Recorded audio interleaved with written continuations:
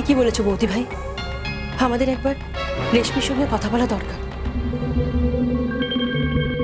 ওর সঙ্গে দেখা করে আসার পর থেকেই দাদাভাইকে কেমন আনমাইন্ডফুল দেখেছি। জানো তো সত্যি সত্যি বলছি, আমারও না ওকে খুবই আনমনা লাগছিল, কিন্তু বুঝতে পারিনি আমাকে ছেড়ে চলে যাবে। বুঝিনি।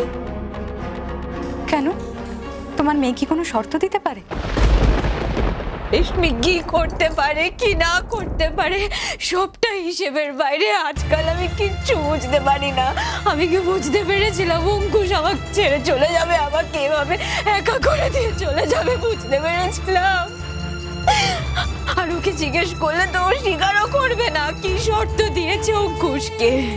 তাহলে কি করে জানা যাবে এমন কি শর্ত দিতে পারে? রেশমি অঙ্কুশকে এমন কি শর্ত দিতে পারে যে অঙ্কুশ সারা জীবনের মতো আমাকে ছেড়ে চলে যাওয়ার সিদ্ধান্ত নিল? না না বৌদি, সরি, আমি তোমার মেয়েকে মিসআন্ডারস্ট্যান্ড করছি না। অ্যাকচুয়ালি একটা ব্লক রয়েছে বলে আমি বলছি আর কি। আচ্ছা, এরকমও তো হতে পারে যে মেয়েটা হয়তো দাদা ভাইকে বলেছে যে তুমি যদি আমার মায়ের জীবন থেকে সরে না যাও, এবার আমি অ্যাটেম্প করেছি, এরপর সত্যি সত্যি কাজটা করে দেখাবো। হতেই তো পারে এটা। হ্যাঁ, হতেই পারে, খুব লাইকলি। যে এত বড় একটা স্টেপ নিতে পারে সে আমার দাদাভাইকে এই কথাটা বলবে না, বলতেই পারে। বারণ করেছিলাম, আমি ওকে 1000 বার বারণ করেছিলাম দেখা করতে না যেতে। কি করলো জানো? আমাকে গোপন করে নিজেই দেখা করতে চলে গেল।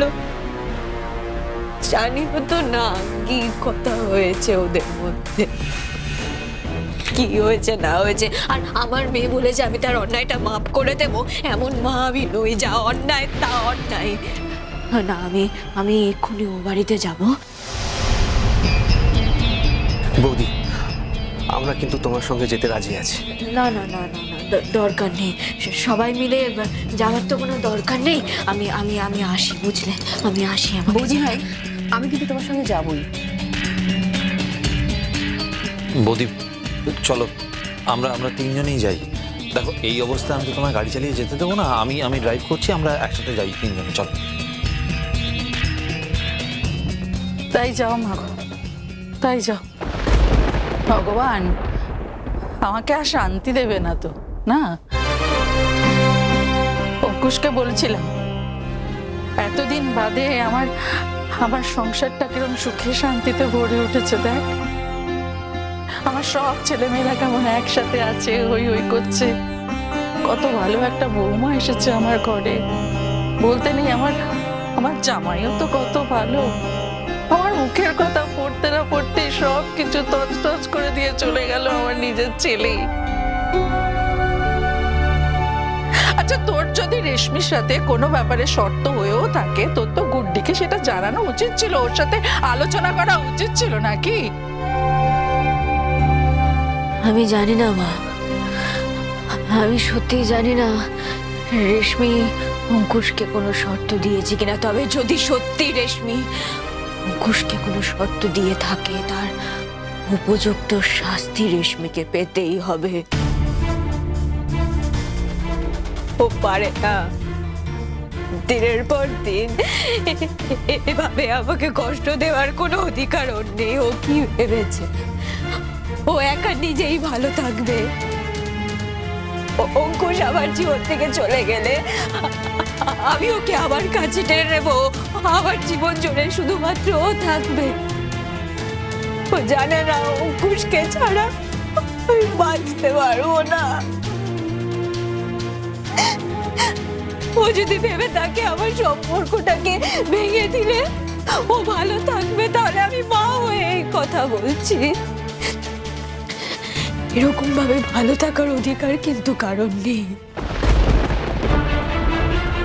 একটা মানুষকে শর্ত দিয়ে তার ভালো মানুষই তাকে এক্সপ্লয়েট করবে, তাকে আমার থেকে দূরে সরিয়ে দেবে। ও যদি এটা ভেবে থাকে ও এটা করবে, আমি এটা কিছুতেই মেনে নেব না।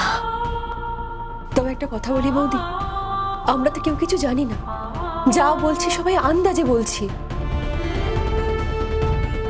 হ্যাঁ এক্স্যাক্টলি, মানে দেখো অপরাধ জগতের কেউ তো দাদা ভাইকে ফোন করতেই পারে না, মানে অনেকেই তো বাইরে রয়েছে, আবার অনেকে এখনো ধরা পড়েনি, তাদের মধ্যে তো এরকম একটা চিন্তা থাকতেই পারে।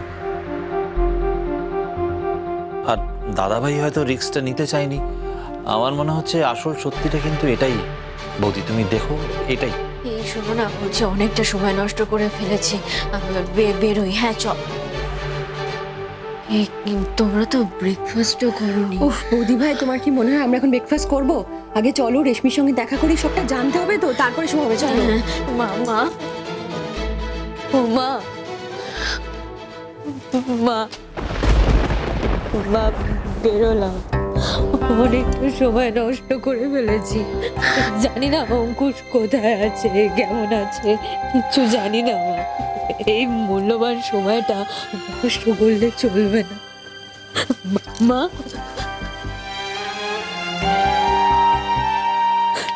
আশীর্বাদ করো মা, আমি যেন আমার এই স্মৃতি সিঁদুর অক্ষয় রাখতে পারি, তোমার ছেলেকে আমার কাছে ফিরিয়ে আনতে পারি, তোমার ছেলেকে তোমার কাছে ফিরিয়ে দিতে পারি মা। আমি পারবো তো মা?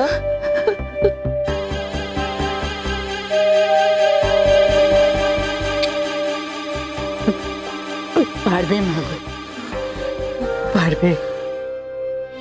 আমি জানি আমার অঙ্কুশকে সুস্থভাবে তুমি ঠিক ফিরিয়ে আনবে।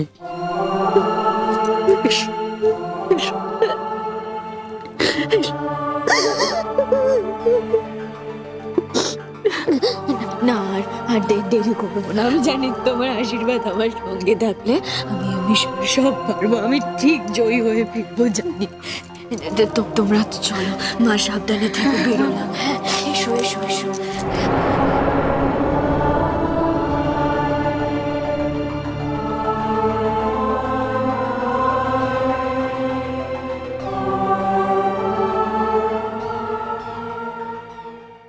বড় বউ একটু শুনবে? বলো দিদি ভাই, আমি বেরোচ্ছি। জেঠুমণি,